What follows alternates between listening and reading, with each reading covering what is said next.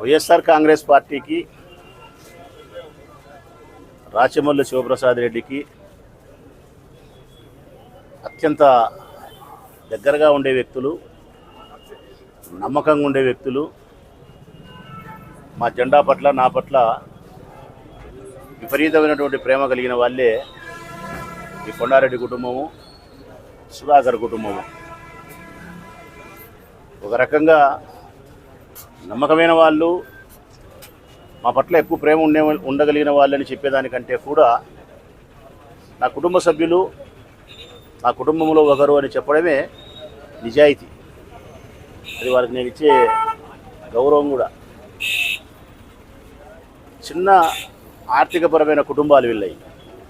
ఈయనేమో cooling shop, ఇందులో సిగరెట్లు కూలింగ్ షాపులు పెట్టుకొని నడిపేవాడు చాలా ఏళ్ళుగా పాత బస్ స్టాండ్లో. ఆయనేమో చిన్న బంకులో చిన్న ఏదో బేరింగ్ సామాన్లు అవి పెట్టుకొని బ్రతికేవాళ్ళు. దీని మీద ఇచ్చిన ఆదాయంతో వాళ్ళ కుటుంబంలో ఉండే మహిళలు కూడా ఏదో ఒక పని చేసుకొని అంతా కలిసి సంసారాన్ని పోషించుకోవాలి. అంత చిన్న ఆర్థికపరమైన కుటుంబాలు. ఇంత చిన్న కుటుంబాలు అయినప్పటికీ కూడా నా పట్ల, మా జెండా పట్ల అంత ప్రేమ, అంత నిబద్ధత కలిగి గత 10-12 సంవత్సరాలుగా వైఎస్ఆర్ కాంగ్రెస్ పార్టీ ఆవిర్భావం నుంచి, నేను ఈ కాన్స్టిట్యున్సీకి లీడర్ అయినప్పటి నుంచి మా జెండా బట్టి నా ఇంట తిరుగుతున్నారు. ఇప్పటి వరకు ఒక్క రూపాయి కూడా నాతో వాళ్ళు ప్రయోజనాన్ని కూడా పొందలే. ఒక్క రూపాయి కూడా ప్రయోజనాన్ని కూడా పొందలే. ఎలక్షన్లు వచ్చినా క్యాన్వాస్ అయినా వాళ్ళు తిరుగుతారు, వాళ్ళ ఖర్చు వాళ్ళే పెట్టుకుంటారు. మళ్ళీ ప్రతి సంవత్సరము జగన్ జన్మదినానికి, నా జన్మదినానికి పురస్కరించుకొని కొండారెడ్డి వాళ్ళు అయితే ఈయన ఆంజనేయ స్వామి గుడి దగ్గర భోజనం పెడతారు. మీ అందరికీ కూడా తెలుసు.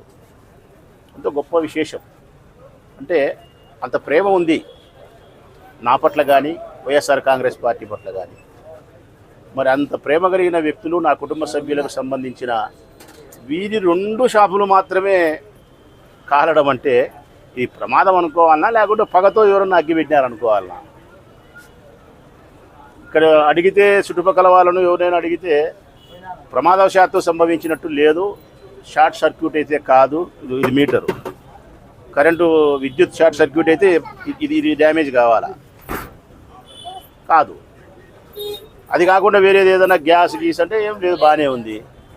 మరి ఇంకా గ్యాస్ వలన ప్రమాదం జరగక, కరెంటు వలన ప్రమాదం జరగక, పోనీ ఏదన్నా వేడి వలన ఎండల కాలం కాబట్టి అంటుకుంది అంటే బోదగడ్డ అయితే కానీ అంటుకుంటుంది. బంకులెట్ట కలుతాయి?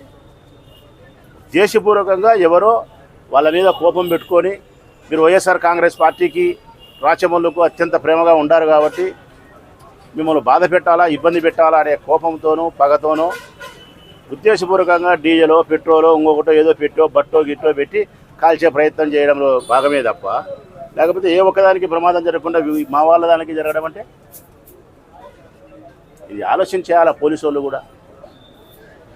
ప్రమాదవశాత్తు జరిగిన కార్యక్రమమా, లేకుంటే ఎవరో ఉద్దేశపూర్వకంగా చేసిన కార్యక్రమం అనే కోణంలో పోలీసు వాళ్ళు ఆలోచన చేయాలా. అట్లా ఆలోచన చేయకపోతే గన ఈ అలవాటు రేపొద్దున ఖచ్చితంగా అలవాటు అవుతుంది.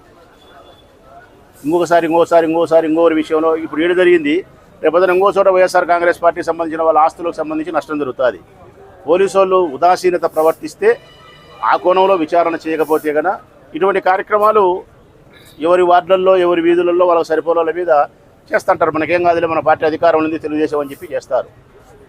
ఇప్పుడు కూడా నేను స్పష్టంగా ఇది కాల్చినారా, కాల్చలేదా, ప్రమాదమా అంటే ఉండబడిన పరిస్థితులను ఆవలింపు చేసుకుంటే, ఇక్కడ విచారించుకుంటే ఇది ప్రమాదం కాదు, ఉద్దేశపూర్వకంగా చేసినది అనేది మాకు అనిపిస్తూ ఉంది. అది అవునా కాదా అని ధృవీకరించాల్సినది పోలీసులు. ఆ కోణంలో విచారణ చేసినట్టయితే వీళ్ళకి ఈరోజు న్యాయం జరగకపోయినా కానీ ఇంకొకరికి అన్యాయం జరగకుండా ఉండేదానికైనా పోలీసులు ఉపయోగపడతారనేదే నా మనవి. కాబట్టి పోలీస్ శాఖను కూడా ఆ కోణంలో చూడండి, గమనించండి. ప్రశాంతంగా ఉండాల్సిన ఊరు ప్రశాంతంగా పెట్టండి.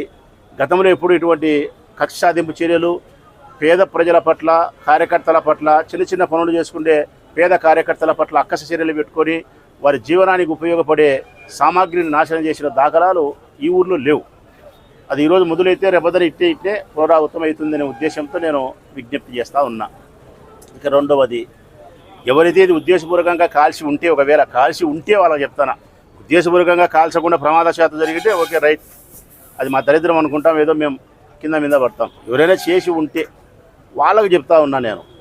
దీనివలన వచ్చిన ప్రయోజనం ఏమీ లేదు. దీనివలన మీకు వచ్చిన ప్రయోజనం లేదు. ఏ పార్టీకైనా, వైఎస్ఆర్ పార్టీకైనా, తెలుగుదేశం పార్టీకైనా నిబద్ధత కలిగిన, నిలకడ కలిగిన, నిజాయితీ కలిగిన కార్యకర్తలు, నాయకులు ఉండనే ఉంటారు. అన్ని పార్టీలకు కొంతమంది ఉంటారు. మీ పార్టీని గెలిపించుకునేదానికి మీరు ప్రయత్నం చేస్తారు, మా పార్టీని గెలిపించుకునేదానికి మేము ప్రయత్నం చేస్తాం. అల్టిమేట్గా అందరం కలిసి ప్రజలకు మేలు చేసే ప్రయత్నం చేస్తాం. ఇదే ఉండబడింది. అంతే తప్ప వ్యక్తిగతమైనటువంటి పగను, ప్రతీకారాన్ని మనసులో పెట్టుకొని పేదవాళ్ళ యొక్క జీవన విధానానికి నష్టం కలిగించి ఇటువంటి కార్యక్రమాలు చేయడం అనేది మంచిది కాదు. ఒకవేళ మీరు మంచి బుద్ధి, విశాలమైన హృదయం కాకుండా చిన్న బుద్ధి, అల్పమైన బుద్ధి అయి మీరు చేసి నా వాళ్ళను బాధ పెట్టాలని మీరు ప్రయత్నం చేస్తే మీకు ఒక చిన్నప్పుడు కథ చెప్పాల్సి వస్తుంది. మనం చదువుకునేప్పుడు 2వ తరగతిలో 3వ తరగతిలో చేపలకు వేటకు పోయినాము, 7 చేపలు దొరికినాయి, ఒకటి ఎండింది, ఒకటి ఎండలే, కత్తి పోయి డోలు వచ్చింది, డోలు పోయి ఇంకోటి వచ్చింది అని కథ ఉంది కదా. అట్లా కూడా వైఎస్ఆర్ కాంగ్రెస్ పార్టీ కార్యకర్తలు మీరు ఏదైనా ఇబ్బంది పెట్టాలా, కాల్చాలా అనుకుంటే కొట్టం కాలిచ్చే మిద్దె వస్తుంది, బంకు కాలిచ్చే ఇంకొక అంగడి వస్తుంది, ఈ సామాన్లు కాలిచ్చే ఇంతకంటే 2 సామాన్లు వస్తాయి. అంటే మొత్తం మీద వీళ్ళకి మీరు ఏం చేసినారు అంటే నష్టం చేయలే. వీళ్ళకి నష్టం కాదు మీరు చేసింది, అల్టిమేట్గా లాభం చేసినారు. కొండారెడ్డికి చేసింటే మీరు 1 లక్షన్నర ఎంతో నష్టం చేసింటారు. నేను 3 లక్షలు ఇచ్చా కొన్నాడికి, నేను 2 లక్షలు ఇచ్చా కొన్నాడికి. ఏమవుతుంది? ఆయనకు 25,000 30,000 నష్టం చేసింటారు, ఆయనకు ఒక 50,000 ఇచ్చా. ఏమవుతుంది? అప్పుడు ఆయనకు మీరు మేలు చేసిన వాళ్ళు అవుతారా, కీడు చేసిన వాళ్ళు అవుతారా? నిజంగా వైఎస్ఆర్ కాంగ్రెస్ పార్టీ కార్యకర్తలకు, నిజంగా వైఎస్ఆర్ కాంగ్రెస్ పార్టీని ప్రేమించే జెండా పట్టిన నాయకులకు మీరు తీవ్రమైన నష్టం చేయాలంటే రాచమల్లును చంపాలా. ఏం చెప్పినా? ఏం చెప్తానా? తెలుగుదేశం పార్టీ వాళ్ళకు రాచమల్లును చంపాలా, లేదంటే రాచమల్లు చచ్చిపోవాలా. వీడు రాచమల్లు అనేవాడు శ్వాసతో ఉన్నంతసేపు ఈ ప్రొద్దుటూరు నియోజకవర్గానికి సంబంధించిన వైఎస్ఆర్ కాంగ్రెస్ పార్టీ కార్యకర్తలు, నాయకులు అగౌరవం పడడం కానీ, బాధపడడం కానీ జరగదు, జరగనియ్యను కూడా. వైఎంఆర్ కాలనీలో మా అందరికీ కావాల్సిన వాడు సుబ్బరావు అనే ఒక ఆర్యవేశ్వరుడు కేవలం మేము ఓడిపోవడం వల్ల బాధను జీర్ణించుకోలేక మరికొన్ని ఆర్థికపరమైన సమస్యలు 2 కలిపి ఆత్మహత్య చేసుకున్నాడు. అదే ఈ ప్రొద్దుటూరు నియోజకవర్గంలో వైఎస్ఆర్ కాంగ్రెస్ పార్టీకి సంబంధించి చివరి ఆత్మహత్య కావాలా. ఇది రాచమల్లు ప్రగాఢంగా ఆశించే విషయం. దానికి తగ్గట్టే నా ప్రణాళికలు ఉంటాయి, దానికి తగ్గట్టే నా బాధ్యతలు నిర్వర్తిస్తా. ఈ ప్రొద్దుటూరు నియోజకవర్గంలో ఏ వైఎస్ఆర్ కాంగ్రెస్ పార్టీ కార్యకర్త కానీ, నాయకుడు కానీ అగౌరవంగా, అవమానకరంగా వీధిలో నిలబడకూడదు.